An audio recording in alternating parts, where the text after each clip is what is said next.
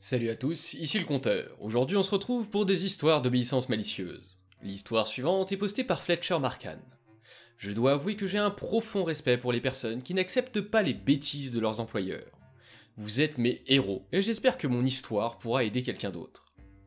Ok, d'abord quelques informations de base nécessaires. Je vis dans un petit pays, et je suis ingénieur dans un domaine très spécialisé. Là où je vis, il y a environ 15 à 18 personnes dans mon domaine dans tout le pays.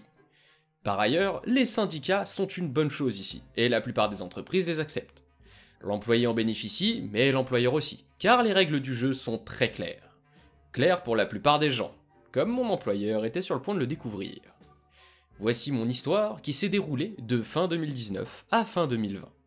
Mon équipe se composait de 3 personnes, moi y compris, et l'un des membres de notre équipe, notre mentor, était prêt à prendre sa retraite 2 ans avant que cela ne se produise. Mais il est resté parce que, vous savez, des problèmes de codépendance, je suppose.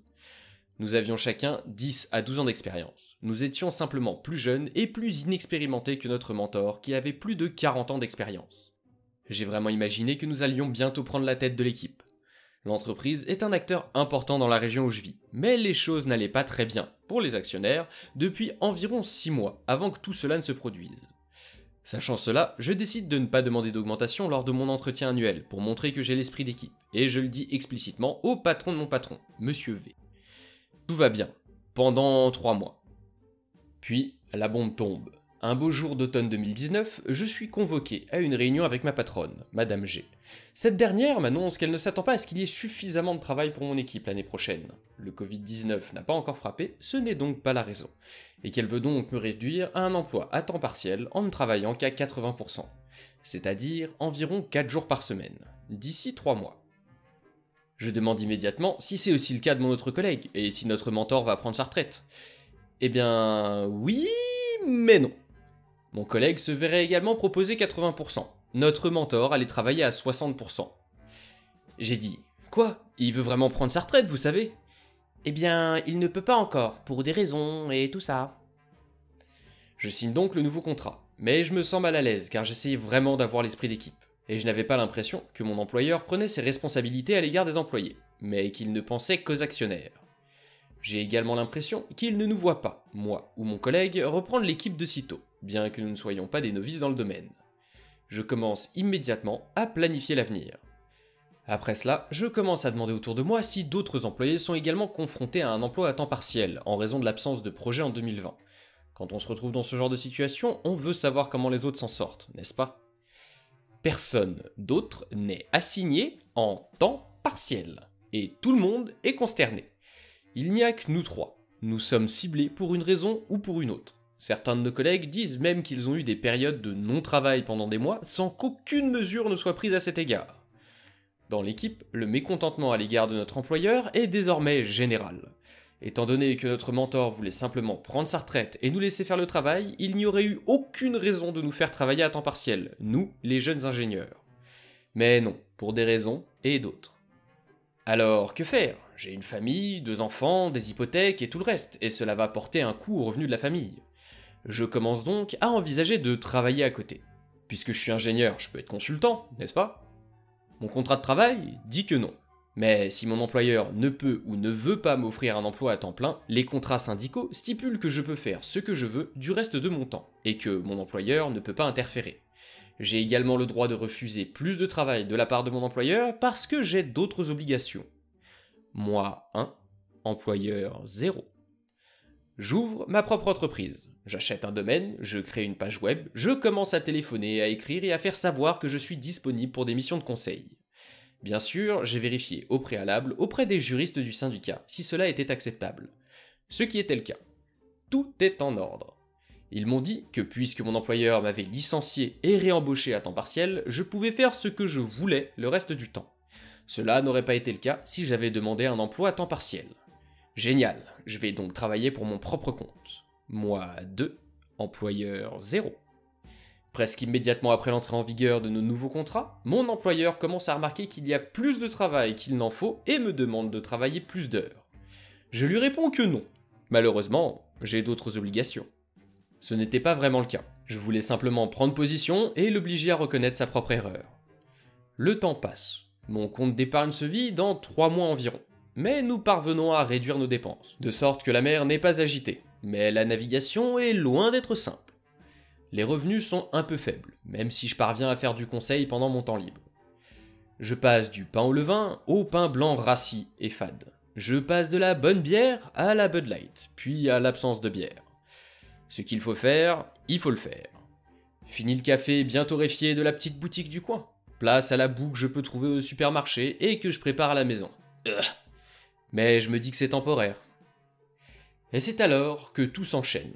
J'obtiens un gros travail, et pour le mener à bien, je commence à travailler, le soir et les week-ends. C'est à ce moment-là que les choses se gâtent, car la nouvelle s'est répandue. Le patron de Madame G m'a téléphoné en colère. Monsieur V et moi avons une conversation animée sur ce que je peux et ne peux pas faire. La conversation s'est déroulée comme suit, en bref. Pensez à l'image que cela donne de notre entreprise!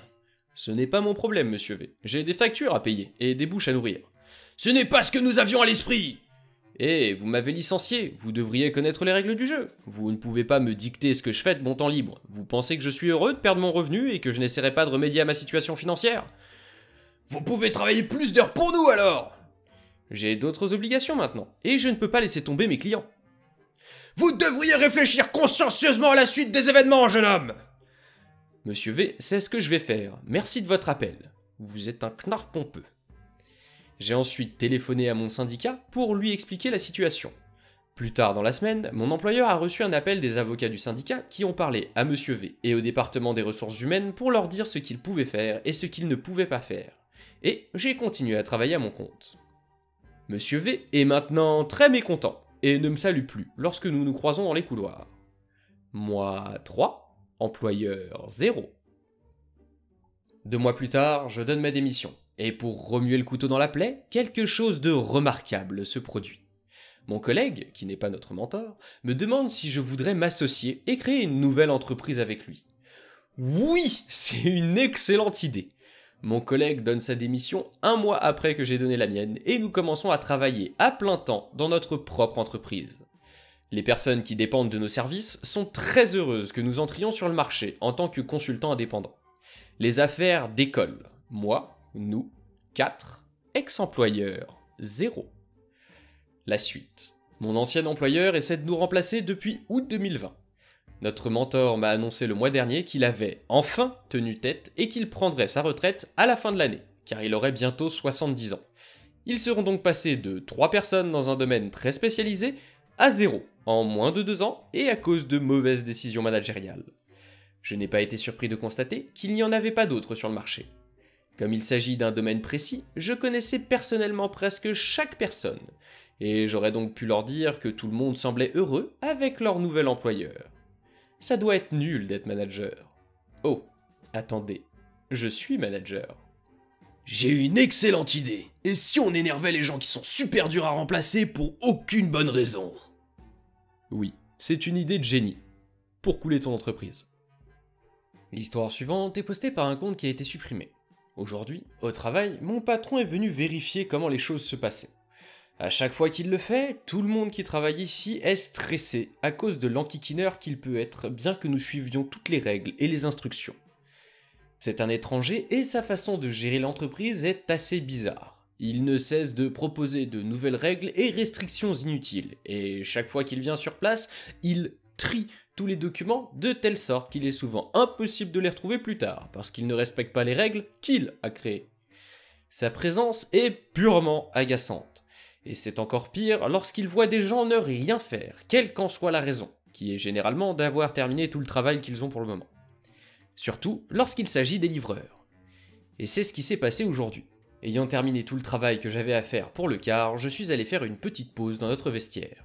J'ai sorti mon téléphone, répondu à un texto, commencé à surfer sur Reddit et je l'ai entendu entrer. Je n'y ai pas beaucoup réfléchi jusqu'à ce qu'il entre dans la pièce et me demande pourquoi je ne fais rien. C'était une question rhétorique et il a immédiatement commencé à chercher ce que je pouvais faire. D'habitude, il me fait faire des choses qui ne sont pas de mon ressort, comme faire la vaisselle, couper les légumes ou râper le fromage. Mais comme tout cela avait été fait, il m'a dit de faire plus de boîtes à pizza. Je lui ai montré que l'endroit où nous gardions les boîtes était plein. Mais il n'a pas écouté et m'a dit qu'il ne me payait pas pour procrastiner et qu'il y avait certainement encore un endroit où je pouvais mettre les boîtes. Ne voulant pas provoquer de drame, j'ai obéi et j'ai commencé à faire les boîtes et à les placer dans le seul endroit où elles ne gêneraient personne. C'est alors qu'une idée de génie m'est venue à l'esprit. J'ai fait le travail, mais à ma façon.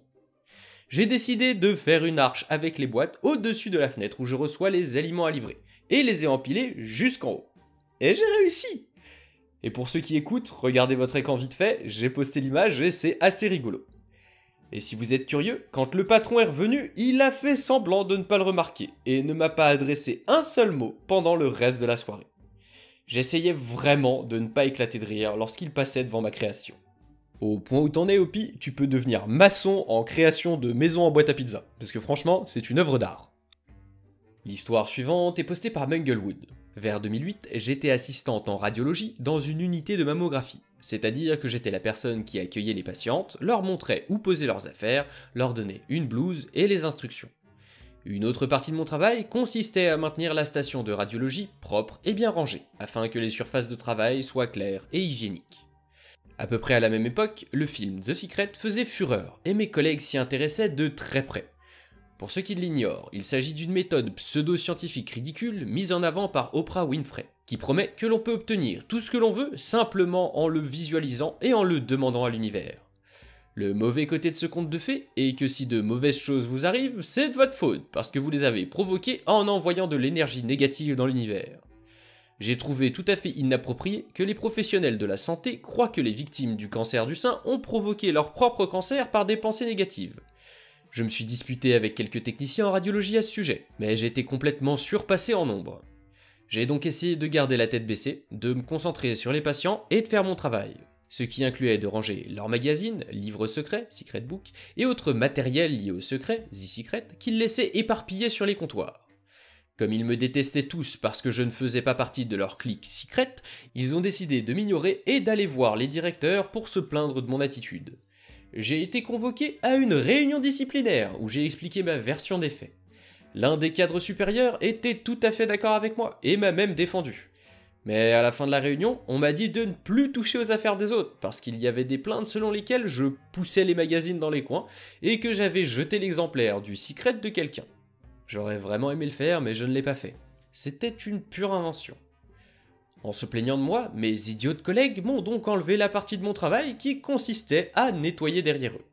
Je n'avais plus le droit de toucher à leur magazine, alors ils se sont entassés sur toutes les surfaces, avec des bouteilles vides et des pots de yaourt, des serviettes usagées, des plateaux de cafétéria, des détritus de popcorn et toutes sortes d'autres déchets. Le poste de travail ressemblait à une décharge. Ils étaient absolument furieux et me jetaient des regards tout aussi furieux. Mais je restais là, à lire, heureuse de ne rien faire puisque je n'avais plus le droit de toucher à leurs affaires. Nous sommes des professionnels de médecine, mais si tu es tombé malade, c'est de ta faute parce que tu es quelqu'un de mauvais, c'est tout à fait logique. Et comme vous l'avez tous deviné, nous sommes de bonnes personnes, nous allons exclure notre collègue car il ne croit pas en la même chose que nous. Et comme c'est son boulot de s'occuper des nettoyages et qu'il le fait plus, eh ben on le fera pas non plus. Parce qu'on est en grève de nettoyage et on vivra dans une décharge. Ça n'a aucune logique. Même moi je suis une feignasse, mais il y a un moment où mon bureau il arrive à un stade, sans que ce soit critique, où c'est pas possible. Je veux dire, quand il y a ton goûter de la veille qui est déjà en train de traîner, que ça soit des yaourts ou des trucs comme ça, tu nettoies à un moment, fais un effort quoi. Et comme il y a personne qui nettoie, à mon avis ils auront bientôt de nouveaux employés dans cette clinique. Des cafards. C'est tout pour aujourd'hui, alors si la vidéo vous a plu, pensez à laisser un like et n'hésitez pas à la partager, j'ai besoin de vous pour faire grandir la chaîne, sans oublier de vous abonner si c'est pas déjà fait et d'activer la cloche pour pas rater les prochaines. Laissez un commentaire, je les lis tous. Les plateformes de soutien sont en description si certains veulent me soutenir financièrement. C'était le Compteur, on se retrouve bientôt pour de nouvelles histoires.